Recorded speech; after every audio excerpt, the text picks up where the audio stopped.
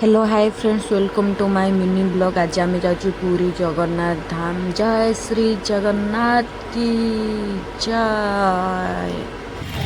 तुम कौन एका एका बुझ जाऊच तुम बॉयफ्रेंड को डाकी था मो बॉयफ्रेंड को डाकी था एका एका हिंदी आगकू जेहेतु रथयात्रा अच्छी तो रथ खलारे रथ काम चली देखु बहुत सुंदर भाव काम तैयारी होउची रथ खलारे। आ लोक भी बहुत प्रबल होती रथयात्रा देखापी।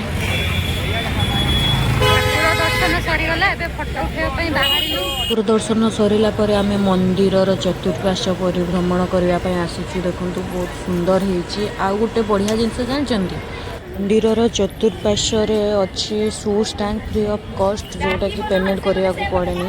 आपन जदि केबे पूरी आसंती ताले सेठी जोता रखंतु। मंदिर परिक्रमा करूच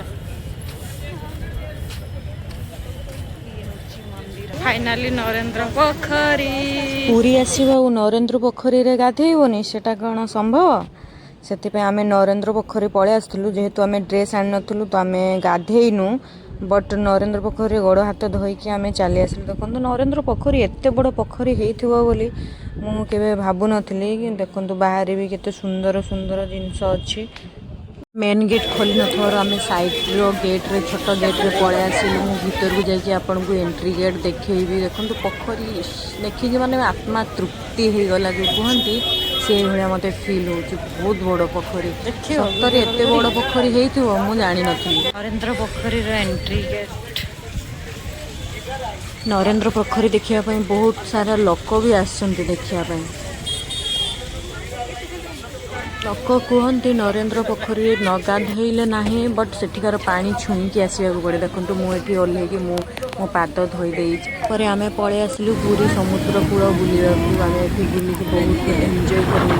दिन दीपर भी एत लोक समुद्र कूल मुझे भावी नी केते लोक बहुत सारे लोक खरा भी प्रबल हो। तो आम जेहेतु ट्रेन आसलु तो आमको टाइम हेनी बोली आम दिन दीपर पलि आसलु समुद्र बुलवा कि एत लोक समुद्र कूल छोट छुआ मैंने बाली शिवलिंग तैयारी कर बहुत बढ़िया है। मोबाइल देखा गले एत सुंदर लगुनि कि रियल रे देखिले बहुत सुंदर है।